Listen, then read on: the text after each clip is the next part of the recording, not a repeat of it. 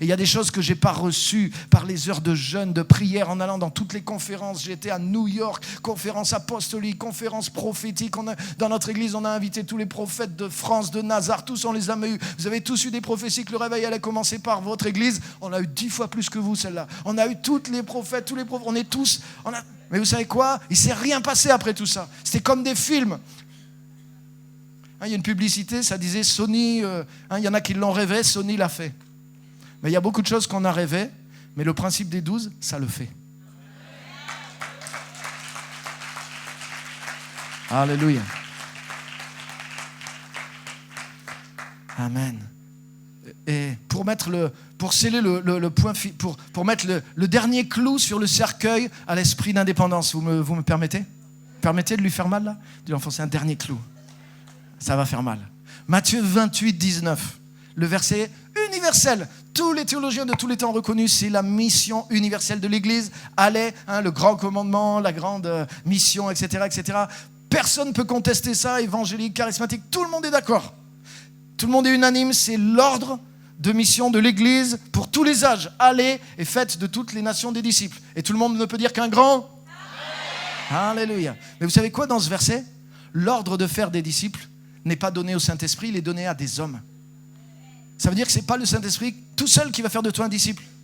Ça veut dire que, puisque Dieu a ordonné à des hommes de faire de toi un disciple, pour que tu deviennes un vrai disciple, tu vas être obligé de suivre des hommes et des femmes qui vont t'apprendre à devenir un disciple, parce que Dieu l'a confié à d'autres hommes et à d'autres femmes que toi. Amen. Et là, si tu as dit autant amen au premier, vu que c'est dans la Bible, tu dois dire un gros amen au deuxième. Alléluia. Amen. Merci Seigneur. On va se lever si vous voulez bien, on va terminer par la prière. Amen. Merci pour votre écoute.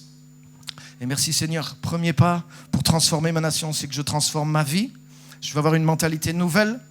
Comme Caleb, il est rentré dans son pays promis à cause d'une mentalité nouvelle. Contact avec la présence de Dieu, contact avec la parole de Dieu, la puissance de la révélation et le principe des 12. Alléluia. Levons nos mains juste un instant à la présence de Dieu. Et si vous êtes d'accord avec ces points, si vous voulez que ça fasse partie de votre vie, dis simplement, je le reçois. Je le reçois maintenant. Alléluia. Permettez-moi, je veux juste prier pour vous quelques instants dans sa présence. Seigneur, je te remercie pour ces points. Je te remercie parce que tu veux et tu crois que c'est possible pour nous de transformer notre nation, Seigneur.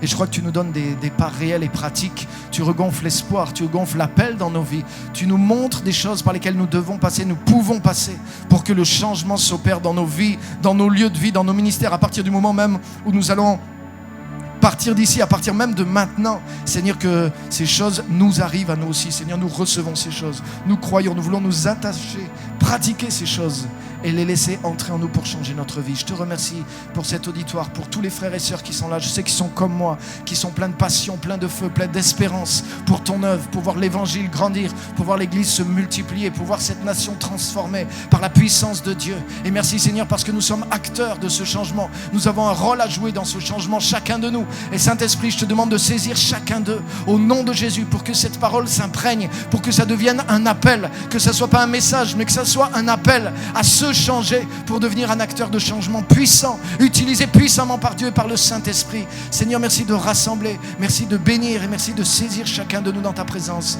Au nom de Jésus, agis Saint-Esprit, que cette onction, cette grâce, cet appel soit libéré sur chacun de nous maintenant au nom de Jésus. Amen et Amen. Merci Jésus. Alléluia. On va rester encore un instant dans sa présence si vous voulez bien. Levons nos mains.